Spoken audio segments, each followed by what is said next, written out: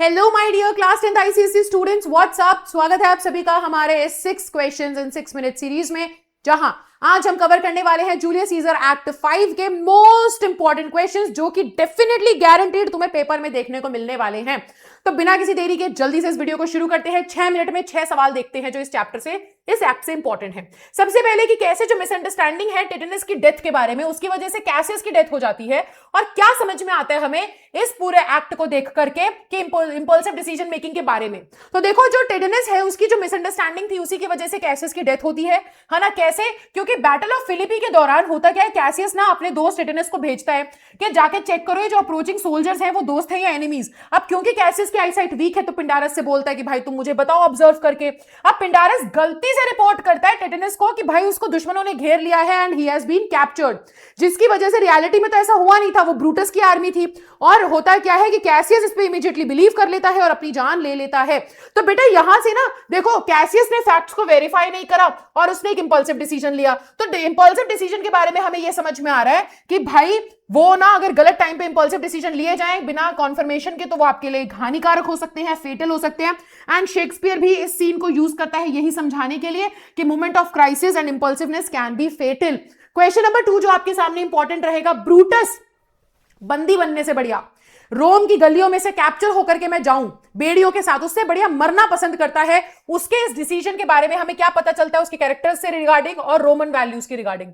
तो ब्रूटस का ये जो डिसीजन था उसके बारे में हमें पता, उसके डिसीजन से हमें पता चलता है कि कितना नोबल कैरेक्टर है and strong influence of Roman values, right. वहीं पर after losing the battle of Philippi, जब उसे पता चलता है कैसियस की बेटा डेथ हो चुकी है, तो ब्रूटस रियलाइज करता है कि अब कहीं ना कहीं वो भी इतना स्ट्रॉन्ग नहीं बचा है एंड ना अब उसका भी समय आ चुका है। तो वो करता क्या है, rather than allow himself कि मैं कैप्चर हो जाऊं, मुझे परेड करवाते हुए उस रोम में से लेकर के जाएं जहां पे मैं एक टाइम पे इतना रिस्पेक्टेबल था, उससे ज्यादा वो क्या प्रेफर करता है, वो मरना प्रेफर करता है अपनी ही तलवार से।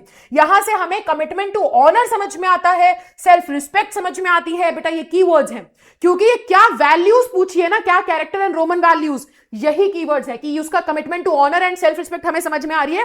एंड ये पता चल रहा है कि it is better to die nobly than to live in shame, शर्म की जिंदगी से बढ़िया है इज्जत की मौत, ठीक है। His decision also reflects his stoic philosophy समझ में आती है। देखो ये दोबारा से कीवर्ड है कि उसकी स्टोइक फिलोसफी समझ में आ रही है।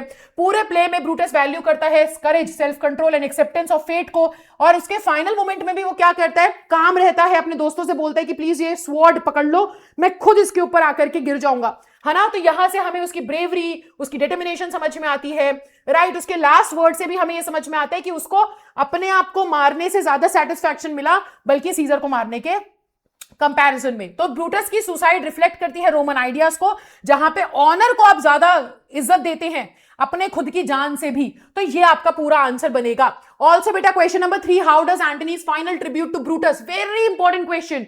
जो एंटनी के फाइनल ट्रिब्यूट था ब्रूटस को लेकर के, कैसे ऑडियंस का परसेप्शन चेंज कर देते हैं उसको लेकर के। बहुत से बच्चे कमेंट सेक्शन में ये बोल रहे हैं कि मैम ये आंसर्स बहुत लंबे हैं, आपको पता होना चाहिए बेटा इतना ही लंबा आईसीएससी में लिखना पड़ेगा 4 नंबर के लिए, कम से कम 4 पैराग्राफ लिख करके आओ। अगर आप इससे छोटा लिख करके आ रहे हो आंसर, फिर वहां पे इक्का दुक्का नंबर कटेगा ही कटेगा। इतना ही डिटेल आंसर होना चाहिए जो मैं लिख रही हूं, एग्जैक्ट एज इट इज आप लिख करके आइए, ठीक है। तो आप देखो at the end of Julius Caesar Antony deliver करता है एक पावरफुल स्पीच, जहां पे वो, अब यहां हमने ना उसका डायलॉग कोट किया है, the noblest Roman of them all, ये उसका डायलॉग है, इतना कोट कर देना और कोटेशन मार्क्स यूज करना। ये स्पीच सिग्निफाई करती है कि ऑडियंस का ना परसेप्शन ब्रूटस को लेकर के कंफर्म हो जाता है कि वो चेंज्ड है, क्योंकि उसकी ट्रैजिक ग्रेटनेस, मतलब समझ में आ रहा है कि ब्रूटस की ट्रैजिक हीरो है वो, यहां से कंफर्म हो रहा है हमें, ठीक है। और ये चीज एंटनी ऑडियंस को भी बता रहा है। Through out the play Brutus को दिखाया गया है कि वो कॉन्स्पिरेटर है, रिस्पॉन्सिबल है सीजर की डेथ को लेकर, लेकिन एंटनी के फाइनल वर्ड से समझ में आ जाता है कि ब्रूटस ने सिर्फ और सिर्फ जेलेसी की वजह से एक्ट नहीं किया था, बल्कि उसका कोई पर्सनल एम्बिशन नहीं था, बल्कि सिंसियरली बिलीव करता था वो कि वो अपने रोम के लिए, अपने देश के लिए कुछ अच्छा कर रहा है। एंटनी इस बात को एक्नॉलेज करता है कि बाकी कॉन्स्पिरेटर्स की मोटिवेशन थी जेलेसी, ब्रूटस अकेला ऐसा इंसान था जो ऑनेस्ट इंटेंशंस रखता था और अपने देश के लिए प्रेम रखता था, ठीक है। तो एंटनी का जो ट्रिब्यूट है ये हाईलाइट करता है ब्रूटस की मॉरल इंटेग्रिटी को, by admitting that Brutus was noble. Moreover, ये जो ट्रिब्यूट है ये प्रोवाइड करता है emotional closure to the play, very important line, ये क्लोजर जो है वो इमोशनल क्लोजर है प्ले का, और कंफर्म करता है कि although Brutus made serious errors, बहुत गलत एरर्स किए, उसने जजमेंट थे उसके, मतलब जजमेंट में एरर थे, जजमेंट में गलतियां थी, लेकिन उसका कैरेक्टर जो है फंडामेंटली ऑनरेबल था। अंदर से ना वो है ना कि हमारी इंटेंशन अच्छी है, बेशक हमसे गड़बड़ हो जा रही है, बट दिल और इंटेंशन हमेशा उसकी प्योर थी, ये हमें समझ में आता है। क्वेश्चन नंबर 4, एक्ट 5 में हमें देखने को मिलता है कि किस्मत ज्यादा स्ट्रांग है आपकी प्लानिंग से। आप कितना ही प्लान कर लो, लेकिन जीतेगी किस्मत, ये एक्ट 5 में पता चल रहा है। क्या आप अग्री करते हैं? Give reasons. हाँ, क्योंकि बेटा देखो एक्ट 5 में सीजर के साथ हुआ क्या, जूलियस सीजर के एक्ट 5 में किस्मत हमें ज्यादा स्ट्रांग नजर आई है प्लानिंग से। कैसे? देखो इन लोगों ने कितनी प्लानिंग करी थी। सबसे पहले ब्रूटस और कैसियस ने क्या डिटेल बैटल प्लान बनाया था कि हम लोग फिलिपी में जाएंगे, हम लोग ऐसे मार्च करेंगे, हम लोग ऐसे हराएंगे। लेकिन वो सीजर का घोस्ट आया, उसी से हमें समझ में आ गया कि भाई कहीं ना कहीं, और वो बोलता है ना मैं तुम्हें फिलिपी में देखूंगा, तो कहीं ना कहीं वही समझ में आ जाता है कि भाई किस्मत अब अपना वो करने वाली है, बाजी अब किस्मत की है, किस्मत जीतेगी यहां पर। और वही होता हमें नजर आता है कि वही प्रोफेसी पूरी हो जाती है, ब्रूटस और कैसियस की डेथ होती है। और death of Cassius and Brutus ये भी शो करती है कि फेट की डोमिनेंस कहीं ना कहीं बेटा, वो जो उन्हें सुपरस्टिशंस नजर आ रहे थे, बैड ओमेन्स नजर आ रहे थे, वो भी एक अंदेशा थे कि फेट जीत रही है, वो भी आप लिख सकते हो, राइट। तो ये सारा का सारा आपका आंसर बनेगा। And question number 5, compare the death of Cassius and Brutus, how are their motivations different. Cassius और ब्रूटस की डेथ कंपेयर करनी है। कैसियस एंड ब्रूटस जो एक्ट 5 में हैं, वो दोनों ही, ठीक है, both occur during the battle of Philippi के टाइम पर उनकी हमें अलग अलग मोटिवेशंस नजर आती हैं, राइट। और उनकी डेथ भी हमें समझ में आती है, अलग अलग कॉजेस से है। कैसियस की डेथ होती है result of misunderstanding and impulsive despair. वहीं पर जब क्या होता है ना, जब टेटेनस का पूरा एक्सप्लेन करोगे कि टेटेनस को देख के उसे लगता है मिसअंडरस्टैंडिंग हो जाती है, पैनिक कर जाता है, इमोशनल वीकनेस होती है। लेकिन अब कंपेयर करोगे ब्रूटस की डेथ के साथ कि ब्रूटस की जो डेथ थी वो काम थी, वो डेलिबरेट थी, वो सोची समझी थी।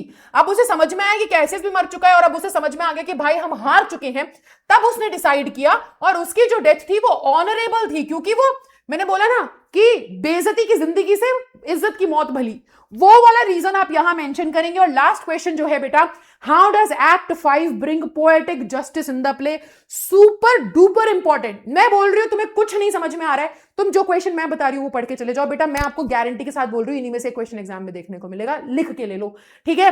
कैसे पोएटिक जस्टिस लास्ट में नजर आता है भाई। एक्ट 5 जूलियस सीजर ना पोएटिक जस्टिस कैसे समझ में आ रहा है, इंश्योर कर रहा है कि कॉन्स्पिरेटर्स ना जो रिस्पॉन्सिबल थे सीजर की डेथ के लिए, उन सबकी मृत्यु होए, वो भी वैसे ही है ना, किस्मत की वजह से मारे जाएं। तो जब प्रिंसिपल है पोएटिक जस्टिस का, इसका मतलब है कि characters face consequences that are fitting for their actions, कि तुमने जैसा किया तुम्हारे साथ किस्मत ने वैसा ही किया। तो कहीं ना कहीं ये पोएटिक जस्टिस होता है जो हमें यहां क्लियरली समझ में आ रहा है। सबसे पहले कैसियस और ब्रूटस की डेथ होना, जिस तलवार से सीजर को मारा उसी तलवार से उनका अंत हुआ। तो यहां से हमें समझ में आ रहा है कैसियस ने भी अपनी ही तलवार से मारा अपने आप को, जो कि उसने सीजर को मारने के लिए यूज करी थी, है ना। तो ये आपका आंसर बनेगा। एंड सिमिलरली कॉन्स्पिरेटर्स जिन्होंने क्लेम किया था कि उन्होंने सीजर को मारा है रोम को बचाने के लिए, भाई उन्हीं की वजह से ना क्या हुआ, सिविल वॉर हो गया। तो रोम को बचाने के लिए तुमने सीजर को मारा, तुमने रोम को तबाह कर दिया। तो ये आपके ना कुछ आंसर्स बनेंगे। एंड गाइस इतना लर्न करना पड़ेगा बेटा, करना पड़ेगा। तो ये जो पीडीएफ है अवेलेबल हो जाएगी आज आप सभी को टेलीग्राम पर, जाके डाउनलोड कर लो, पढ़ लो इन क्वेश्चंस को अच्छे से, और इतना लिखना पड़ेगा लॉन्ग आंसर में, ठीक है। चलो तो अब मैं मिलती हूं नेक्स्ट वीडियो में, तब तक के लिए bye bye, take care, thank you so much everybody.